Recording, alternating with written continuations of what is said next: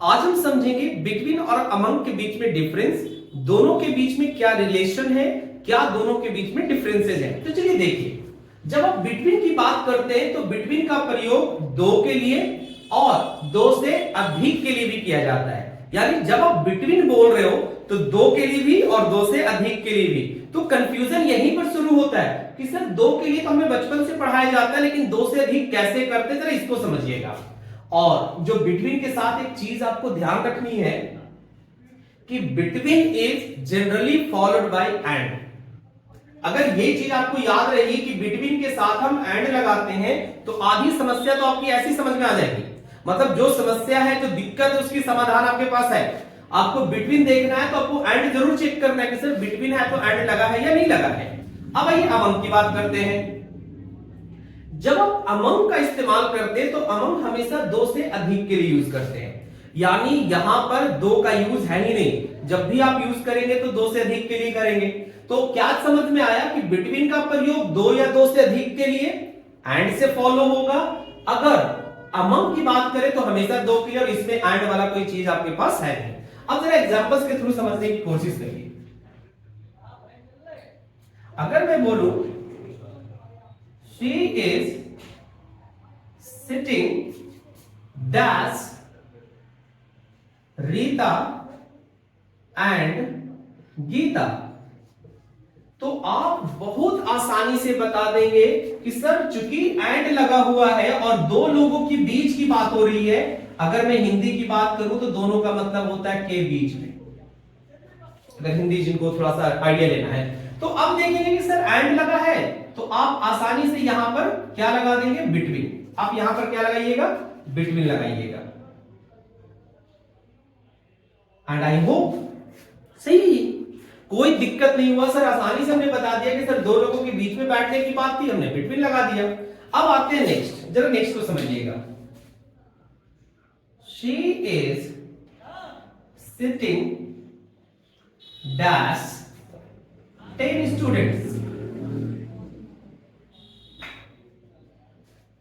She is sitting dash 10 students। अब क्या लगाएंगे सर, तो अब देखेंगे कि 10 स्टूडेंट्स दो से ज्यादा है और इसमें कहीं भी एंड नहीं दिख रहा जो हमें बिटवीन के लिए जरूरी है। तो यहां पर आसानी से आप करके देंगे among. She is sitting among 10 students, और 10 स्टूडेंट्स के बीच में बैठी है। अब आपको मैं आगे जब लेकर के नेक्स्ट वीडियो आऊंगा तो उसमें अमंग और इन के बीच में डिफरेंस बताऊंगा कि सर यहां पर इन लग सकता है या नहीं लग सकता है। तो वो भी चीजें हम नेक्स्ट क्लास में करेंगे। जो आपके मन में लग रहा होगा सर इन 10 स्टूडेंट्स कर दें क्या, अगर ऐसा लग रहा है तो बहुत लॉजिकल है, हम इसको नेक्स्ट वीडियो में कवर करेंगे। तो यहां पर अमंग सही हो जाएगा क्योंकि दो से अधिक है। अब आते हैं एक और जो हमारा कॉन्सेप्ट है कि दो से अधिक कैसे यूज होगा। जैसे देखिए, there is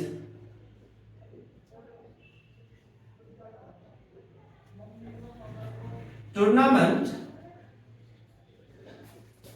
being played dash India, Pakistan and Sri Lanka. चलिए अब आपके पास एक क्वेश्चन और आया जहां पे आपको फिल इन द ब्लैंक्स करनी है बिटवीन और अमंग में कि there is a tournament being played dash India, Pakistan and Sri Lanka. कौन सा प्रेपोजिशन आएगा, कौन सा एप्रोप्रिएट प्रेपोजिशन होगा। अब देखिए कि आपके मन में अगर लग रहा हो कि सर अमंग लगा दे क्या, क्योंकि 3 लिखा हुआ है, इंडिया, पाकिस्तान एंड श्रीलंका।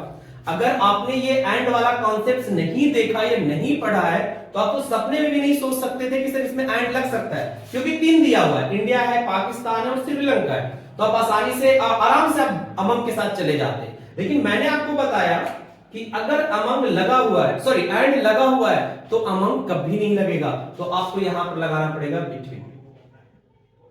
अब इसके बीच का कॉन्सेप्ट समझा रहा हूं कि इसके बीच का कॉन्सेप्ट क्या है। ध्यान रखेंगे कि जब दो से अधिक के बीच में एक म्यूचुअल रिलेशन बताया जाए, ध्यान रखेंगे म्यूचुअल रिलेशन बताया जाए तो हम अमंग का यूज नहीं करते बल्कि बिटवीन का यूज करते हैं। यानी दो से अधिक के बीच में अगर आप म्यूचुअल रिलेशन बता रहे हैं, जैसे टूर्नामेंट खेला जाएगा कैसे खेलेंगे, इंडिया पाकिस्तान से खेलेंगे, पाकिस्तान श्रीलंका से खेलेंगे, श्रीलंका इंडिया से खेलेंगे। तो इस तरीके से ये चलता रहेगा। तो आपको म्यूचुअल वर्ड याद रखना है कि अगर म्यूचुअली कोई रिलेशन है तो आप उसके साथ बिटवीन लगाएंगे एंड नहीं लगाएंगे। आप कमेंट करके जरूर बताइए कि आपको ये कॉन्सेप्ट्स बिटवीन और अमंग का कितना समझ में आया, कितना आपने इसको उतारा अपने लाइफ में, कैसे कैसे इसका इस्तेमाल हुआ है। वीडियो अच्छा लगे तो वीडियो को शेयर कीजिए अपने दोस्तों के साथ, और अगर चैनल पे पहली बार आए हैं तो चैनल को सब्सक्राइब जरूर कीजिए। Thank you.